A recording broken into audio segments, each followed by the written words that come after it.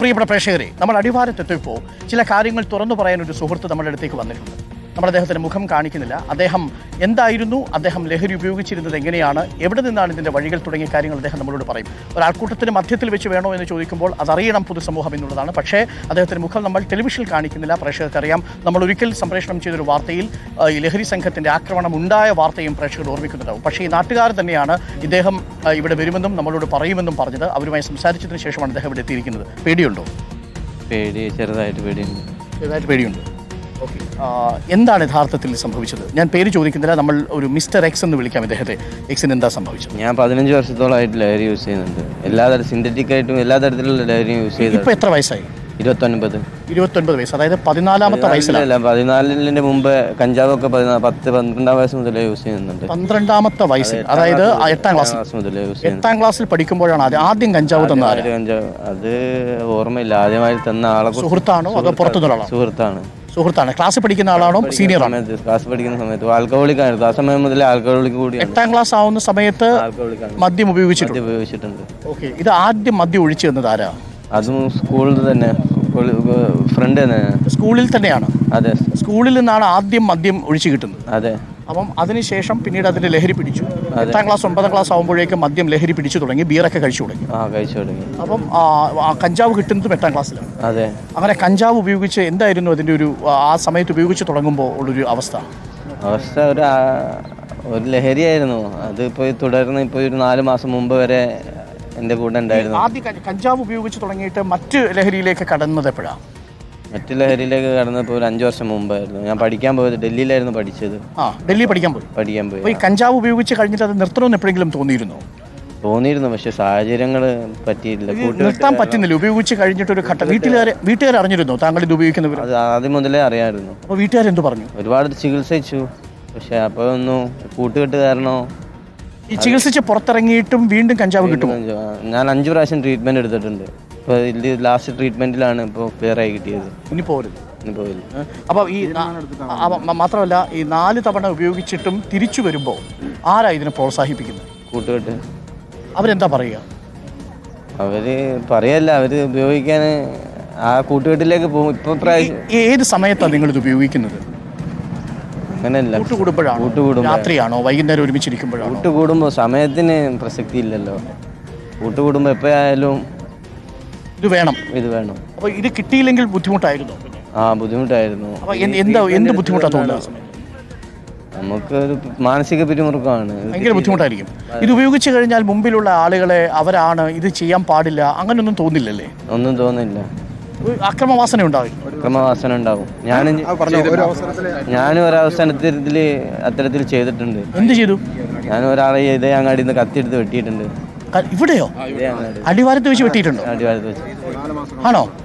അതിനുശേഷമാണ് ഞാൻ ട്രീറ്റ്മെന്റ്. അതെന്താ സംഭവം? ലഹരിയിലായിരുന്നു? ലഹരിയിലായിരുന്നു. ഇവിടെ വെച്ച് അങ്ങാടിയിൽ വെച്ചിട്ട്.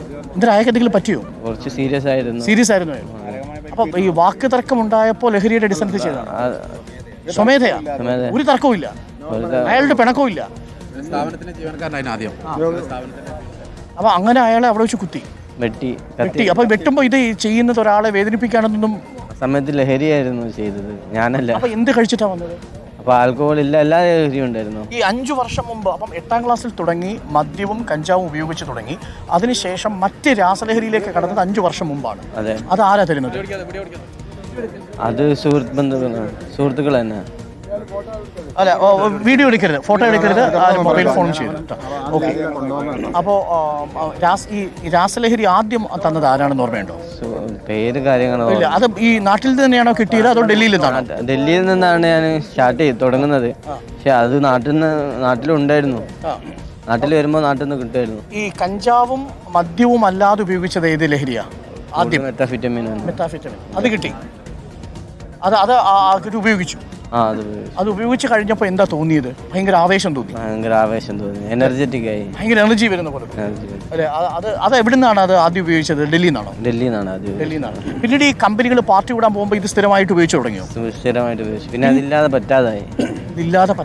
അതില്ലാതെ വരുമ്പോൾ എന്താ അവസ്ഥ? അതില്ലാതെ വരുമ്പോൾ ദേഷ്യം കൂടും. ദേഷ്യം കൂടും. മുമ്പിൽ നിൽക്കുന്നത് ആരാണെന്ന് അറിയില്ല. എല്ലാവരോടും ദേഷ്യമായിരിക്കും. നമ്മളെ ബിഹേവിയർ മൊത്തത്തിൽ ചേഞ്ച് ആവും. അപ്പോൾ വീട്ടുകാരുടെ അടുത്ത് എങ്ങനെയായിരിക്കും പെരുമാറുക? വീട്ടിലാണ് ദേഷ്യം പെട്ടെന്ന് പ്രകടിപ്പിക്കുക. ഏറ്റവും കൂടുതൽ പ്രകടനം വീട്ടിലായിരിക്കും. വീട്ടുകാരോടാണ് ദേഷ്യം മൊത്തം. ആ അമ്മയുടെ അടുത്ത് അല്ലെങ്കിൽ അച്ഛൻ്റെ അടുത്ത് പെരുമാറുമ്പോൾ അവർക്ക് സങ്കടം തോന്നിയില്ല, അവർ കരഞ്ഞിട്ടില്ലേ മുമ്പിൽ? നമ്മൾ അർത്ഥത്തിൽ ചിന്തിക്കില്ലല്ലോ. ആ സമയത്ത് നമുക്ക് അങ്ങനെ ചിന്തിക്കാൻ കഴിയില്ലല്ലോ. അതൊന്നും ശ്രദ്ധിക്കില്ല. പിന്നീട് MDMA ഒക്കെ യൂസ് ചെയ്ത് തുടങ്ങിയോ? MDMA കുറച്ച് മെത്തഫിറ്റമിനാണ് കൂടുതൽ മെത്താഫിറ്റമിൻ. MDMA അത് കഴിഞ്ഞു. MDMAയുടെ ലഭ്യത കുറവല്ലേ. ഇതിനുള്ള പൈസ ഇവിടുന്ന് കണ്ടെത്തി. പിന്നീട് ഞാൻ തൊഴിൽ ചെയ്യുന്നുണ്ടായിരുന്നു. തൊഴിൽ ചെയ്യും, അതിന്റെ പൈസ കൂടുതലും ഇതിലേക്ക് ഉപയോഗിക്കാൻ തുടങ്ങി. കൂടുതൽ ലഹരിയിലേക്ക് വേണ്ടി.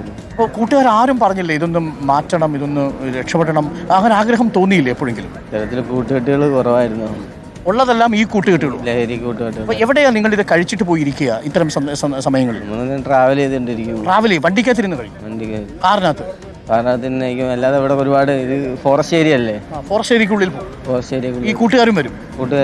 അപ്പോൾ അവരോടൊപ്പം ഇരുന്നിട്ടാണ് കഴിക്കുക. അതെ. അപ്പോൾ ഈ അടിച്ച ആളെ ഇപ്പം പിന്നെ കണ്ടിട്ടുണ്ടോ? അന്ന് വെട്ടിയ ആളെ കണ്ടിരുന്നു. ഞാൻ സംസാരിച്ചതൊന്നുമില്ല. പിന്നെ സംസാരിച്ചു. അയാൾ ഇപ്പോൾ ഇവിടെ ഉണ്ടോ? ഈ ഗ്രാമത്തിലുണ്ടോ? അതെ. അത് ഇവിടെ ഉണ്ടോ? ഈ സ്ഥലത്തുണ്ടോ? ഇന്ന് ഇയാൾ ഇവിടെ ഉണ്ടോ? മുമ്പ് ഇവരെ സ്ഥാപനത്തിൽ ജോലി ചെയ്യുന്നുണ്ട്. പരിസരത്തോടെ നമ്മളെ കൂട്ടത്തിലില്ല എന്നേ ഉള്ളൂ. ഈ നാട്ടിലുണ്ട്. ഞങ്ങളൊക്കെ സാക്ഷിയാണ് സംഭവത്തിന്. ഇദ്ദേഹം അത് ചെയ്യുമ്പോൾ ഞങ്ങളൊക്കെ അങ്ങാടി. പക്ഷെ അയാളോട് ഇപ്പം മനസ്സിൽ എന്തെങ്കിലും വിരോധമുണ്ടോ?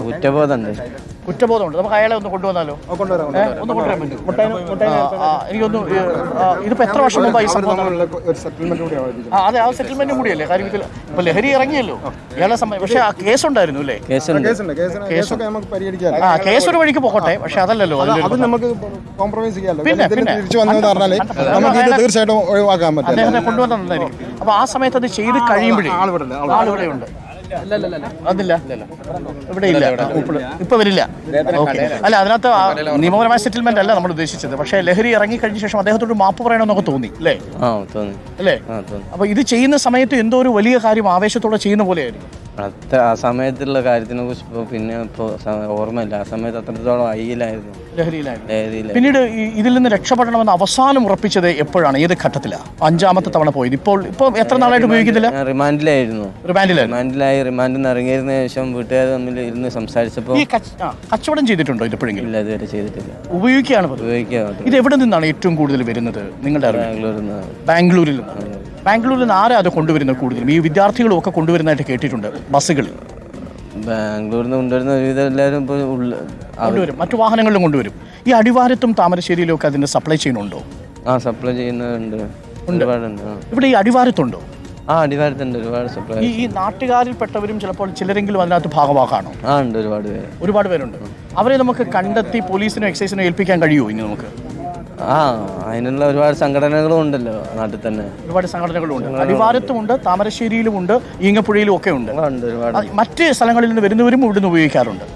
മറ്റ് സ്ഥലങ്ങൾക്ക് ഉള്ളവർ അടിവാരത്ത് നിന്ന് കളക്ട് ചെയ്യുന്നുണ്ട്. അടിവാരത്ത് വന്ന് കളക്ട് ചെയ്യുന്നുണ്ട്. അതായത് ബാംഗ്ലൂരിൽ നിന്ന് കൊണ്ടുവന്ന് അടിവാരത്ത് നിന്ന് കളക്ട് ചെയ്യുന്നു. ഡിസ്ട്രിബ്യൂഷൻ സെന്റർ ആണ് ഇവിടെ. അതെ അല്ലേ?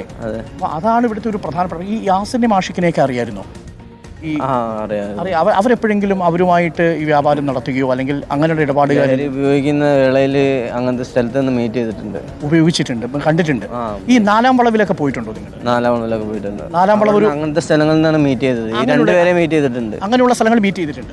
ഈ യാസിറിനെയും അതേപോലെ ആഷിഖിനെയും രണ്ടുപേരെ മീറ്റ് ചെയ്തിട്ടുണ്ട്. അങ്ങനെയുള്ള സ്ഥലങ്ങൾ ഇവിടെ ഒരുപാടുണ്ടോ? ഒരുപാട് സ്ഥലങ്ങൾ. ഉദാഹരണത്തിന് അടിവാരത്ത് എവിടെയുള്ളൂ? അടിവാരത്ത് ഇവിടെ ഫ്ലെക്സിന്റെ പേരിലുണ്ട്. അതുപോലെ തന്നെ ഈ ഗ്യാസ് ഓപ്പോസിറ്റ് ഗ്യാസിന്റെ അവിടെ ഉണ്ട്. വൈകുന്നേരങ്ങളിലാണോ ഇത് കൂടുതലും അവിടെ? സമയമൊന്നുമില്ല, എപ്പോഴാണോ ഉപയോഗിക്കണം തോന്നുന്നത് അപ്പോൾ. സിനിമാ മേഖല കുറവാണ്. ഈ വെളിപ്പെടുത്തലുള്ള പ്രേക്ഷകർ ശ്രദ്ധിക്കുന്നത് എന്തുകൊണ്ടെന്നാൽ ഇതെങ്ങനെയാണ് ഒരാൾ തിരിച്ചു വരുന്നത് എന്നുള്ളതിന്റെ ഒരു സൂചന കൂടിയാണ്. ഇപ്പൊ അമ്മയ്ക്കും അച്ഛനും എന്താ അവസ്ഥ? ഒരാപ്പയാണ്, സന്തോഷമാണ്. സഹോദരങ്ങൾ എത്ര പേര്? 2 പെങ്ങന്മാർ മാത്രമേ ഉള്ളൂ.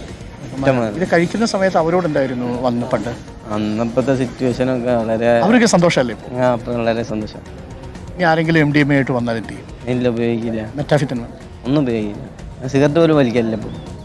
ഇപ്പോൾ ജനകീയ കമ്മിറ്റിയിലേക്ക് അങ്ങാൻ പോവുക. ഞങ്ങൾ പ്രതിരോധ കമ്മിറ്റിയിലേക്ക് അങ്ങാൻ പോവുകയാണ്. ഇതുമായിട്ട് സംസാരിച്ചാൽ ഇന്നലെ റിപ്പോർട്ടർ ചാനലിൽ ഇവിടെ വരുന്നതെന്ന് പറഞ്ഞ അവസരത്തിൽ അവൻ എന്നെ വിളിക്കുകയും ഇവനെ ഡി അഡിക്ഷൻ സെന്ററിലൊക്കെ കൊണ്ടുപോയത് നമ്മളാണ്. അപ്പോൾ നമ്മളെന്ന് വെച്ചാൽ ഞാനല്ല, ഞങ്ങളിവിടെയുള്ള കൂട്ടായ്മയുടെ അസറ്റാണ് ഈ സാധനം കിടക്കുന്നത്. ഈ കാര്യത്തിൽ കൊണ്ടുപോകുന്ന അവസരത്തിൽ എന്ന് പറയാൻ കിട്ടുന്നില്ല. അതുകൊണ്ടെന്ന് വെച്ചാൽ അത്രക്കും ടെൻഷനുള്ള കാര്യമാണ്. അത്രയും ഇവനെ വിട്ടുകൊടുക്കരുത്. പക്ഷേ ഇവൻ ഈ തുറന്നു പറഞ്ഞതിന്റെ പേരിൽ ഇവന്റെ ദേഹത്ത് ഒരു മണൽ വീഴാൻ പാടില്ല. ഇവൻ പറഞ്ഞ വേറെ ജാതിയുള്ള മതമല്ല, ഒരാൾ പോലും എന്റെ മേത്തോടാൻ ഞങ്ങൾ സമ്മതിക്കൂല. ഇവൻ പറഞ്ഞ വേറെ കാര്യമുണ്ടായി. ഇവൻ എന്നോട് ഇപ്പൊ ജോലി ചെയ്യുന്നുണ്ടോ? നമുക്കൊരു ജോലി ഏർപ്പാടാക്കി കൂടെ. ഇവൻ സ്വകാര്യമായിട്ട് പറഞ്ഞ ഒരു കാര്യം, ആ ജോലി നമുക്ക് ഏർപ്പാടാക്കാം. സ്വന്തം ഒരു കടയുള്ള ആളാണ്. വന്നിട്ടുണ്ടോ അദ്ദേഹം? സംസാരിക്കോ? അവരെ രണ്ടാരെയും കൂടി ചേർത്ത് അവര് മോങ്ങല്ല, തിരിച്ചു വന്നാൽ മതി. വേണ്ട, അദ്ദേഹം നേരിട്ട് പോയി കണ്ടോളൂ. ക്യാമറയ്ക്ക് മുന്നിൽ വേണ്ട, അതല്ലാതെ പോയി ഒന്ന് കണ്ടോളൂ. അതേപോലെ ഇവൻ പറഞ്ഞ വേറൊരു സംഭവമുണ്ട്, അത് നീ ഇവിടെ പറഞ്ഞില്ല. ഇവൻ നൈജീരിയക്കാർ ബാംഗ്ലൂർ പോയിട്ട് കൊണ്ടുവന്ന് അങ്ങനെ ഉണ്ടായിട്ടുണ്ട്. ഈ നൈജീരിയയിൽ നിന്ന്, നൈജീരിയ അല്ല, ആഫ്രിക്ക, ബാംഗ്ലൂരിലെ കടത്തക്കാരെ കൊണ്ടുവന്ന് പിന്നെ താമരശ്ശേരി ലോഡ്ജിൽ വെച്ചിട്ട് ഇത് ഉണ്ടാക്കാൻ പറ്റുമോ എന്നുള്ള ശ്രമം വരെ നടത്തി. അതായത് ലാബ്, നമ്മൾ ഒരു അന്വേഷണത്തിൽ മനസ്സിലായതാണ്, ബാംഗ്ലൂരുവിൻ്റെ പല കേന്ദ്രങ്ങളിലും ലാബ് കേന്ദ്രീകരിച്ച് ചില ആഫ്രിക്കയിൽ നിന്ന് വന്ന ചില വിദ്യാർത്ഥികൾ ഈ സാധനം നിർമ്മിക്കുന്നുണ്ട് അല്ലേ? അങ്ങനൊരു വിവരം നമുക്ക് കിട്ടിയിട്ടുണ്ട്. അത് ശരിയാണോ? ശരിയാണ്. നിങ്ങൾ അങ്ങനെയുള്ള ആൾക്കാരെ കണ്ടിട്ടുണ്ടോ? കണ്ടിട്ടുണ്ട്. അങ്ങനെ ഒരു ലാബ് ഇവിടെ തന്നെ ഉണ്ടാക്കാൻ പറ്റുമോ എന്നുള്ളൊരു കാലഘട്ടത്തിൽ ആലോചിച്ചു. ഇവിടുത്തെ താമരശ്ശേരിയിലുള്ള ഏതോ ഒരു ഡോക്ടർ മുഖാന്തരമാണ് ട്രൈ ചെയ്തത്. താമരശ്ശേരിയിലുള്ള ഡോക്ടർ വഴി? ആ. ഡോക്ടർ ഇതിന്റെ കണ്ണിയുടെ ഭാഗമാണോ? ആ, അതെ. താമരശ്ശേരി പാർട്ടിക്കാരനുണ്ട്, ഇതിന്റെ ഒരു പാർട്ടിക്കാരും ഉണ്ട്. പാർട്ടിക്കാരൻ താമരശ്ശേരിയിൽ ഒരു ഡോക്ടറുണ്ട്, പാർട്ടിക്കാരും ഇതിന് പിന്നിലുണ്ട്. അപ്പൊ ഈ ലഹരി ഉൽപാദനം നടത്തുന്ന സ്ഥലവുമായിട്ട് ഇവർക്ക് ബന്ധമുണ്ട്. അതെ.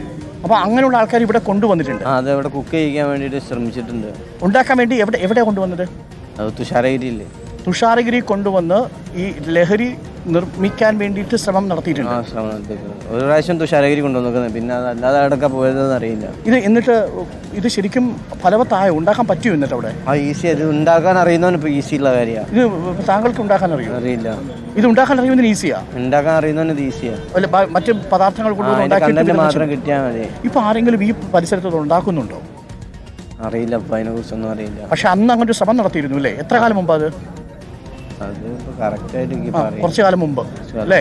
നോക്കൂ, എങ്ങനെയാണ് ഒരു ഹബ്ബായിട്ട് മാറുന്നത്. നിർമ്മാണശാല പോലും തുടങ്ങുന്നതിനെ കുറിച്ച് ആലോചിച്ചിട്ടുണ്ട് എന്ന് പറയുന്നതിലാണ് അതിൻ്റെ ഗൗരവമുള്ളത്. ഏറ്റവും പ്രധാനപ്പെട്ട വിഷയം അതാണ്. എന്തായാലും ഈ ചെറുപ്പക്കാരനെ ഈ നാട് നമ്മുടെ മുന്നിൽ അവതരിപ്പിക്കുന്നത് എന്തെന്ന് വെച്ചാൽ തിരിച്ചു വന്ന മനുഷ്യനായിട്ടാണ്. അപ്പോൾ ഈ തിരിച്ചു വരുന്നയാളുടെ ദേഹത്ത് ഒരു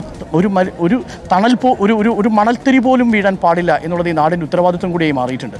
ഇയാളിത് തുറന്നു പറയുന്നത് അടിവാരത്തിന് വേണ്ടി മാത്രമല്ല, അടിവാരത്ത് ഇങ്ങനെ ഒരു മനുഷ്യനെ തിരിച്ചെടുക്കാൻ സാധിച്ചിട്ടുണ്ട്. തിരിച്ചെടുക്കാൻ പറ്റാത്ത ഒരുപാട് മനുഷ്യർ നമ്മുടെ പഞ്ചായത്തുകളിലുണ്ട്, നമ്മുടെ ഗ്രാമങ്ങളിലുണ്ട്. ആ മനുഷ്യർക്ക് കൂടി വേണ്ടിയാണ് ഈ വെളിപ്പെടുത്തൽ നടത്തിയിരിക്കുന്നത്. അന്ന് രാസലഹരിയിൽ ഈ മിസ്റ്റർ എക്സ് എന്ന് പറയുന്ന ഈ ചങ്ങാതി വെട്ടിയാൾ ഇപ്പോൾ തൊട്ടടുത്ത് നമ്മുടെ അപ്പുറത്തുണ്ട്. നമ്മൾ ക്യാമറയ്ക്ക് മുന്നിൽ അദ്ദേഹത്തെ എത്തിക്കുന്നില്ല. അദ്ദേഹവുമായിട്ട് ഇദ്ദേഹം നമ്മുടെ ക്യാമറയ്ക്ക് മുന്നിലല്ലാതെ കെട്ടിപ്പിടിക്കും.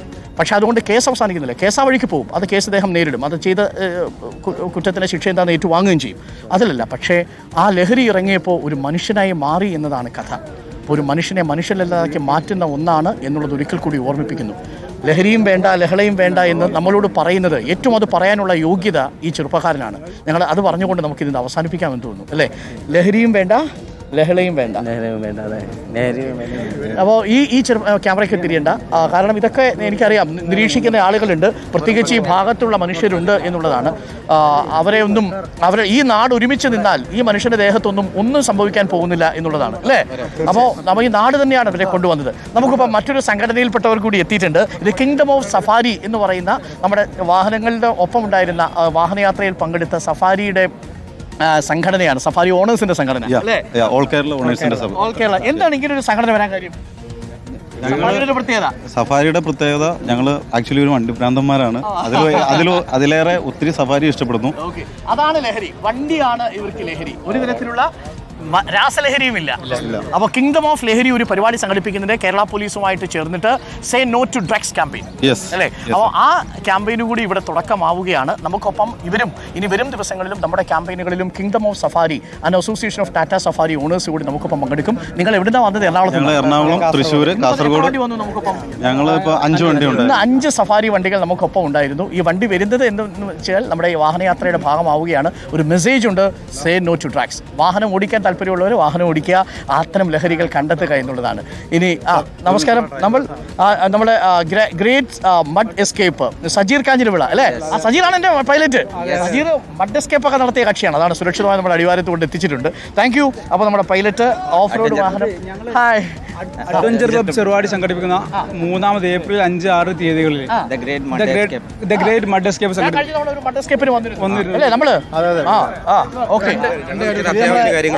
ജാഗ്രത സമിതിയുടെ ചെയർമാൻ കൺവീനറാണ്.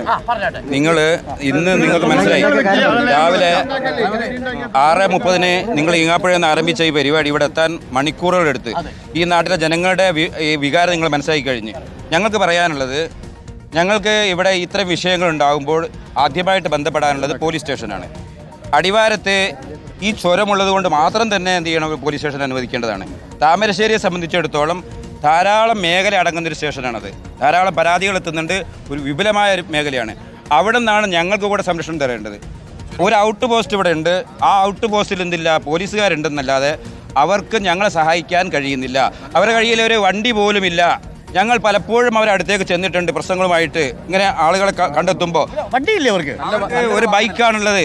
ഈ ശബ്ദം കേൾക്കുന്ന പ്രിയപ്പെട്ട ആളുകൾ, ഈ ശബ്ദം കേൾക്കുന്ന ഈ നാട്ടുകാരായ ഞങ്ങൾക്ക് ഈ സർക്കാരിനോട്, ഈ ഭരണകൂടത്തോട്, ഏത് ഭരണകൂടമായിരുന്നാലും ഇനി മാറി വന്നാലും അവരോട് ഞങ്ങൾക്ക് ആവശ്യപ്പെടാനുള്ളത്, ഞങ്ങൾക്ക് അടിവാരത്ത് നിർബന്ധമായിട്ടൊരു പോലീസ് സ്റ്റേഷൻ അനുവദിച്ചു തരണം.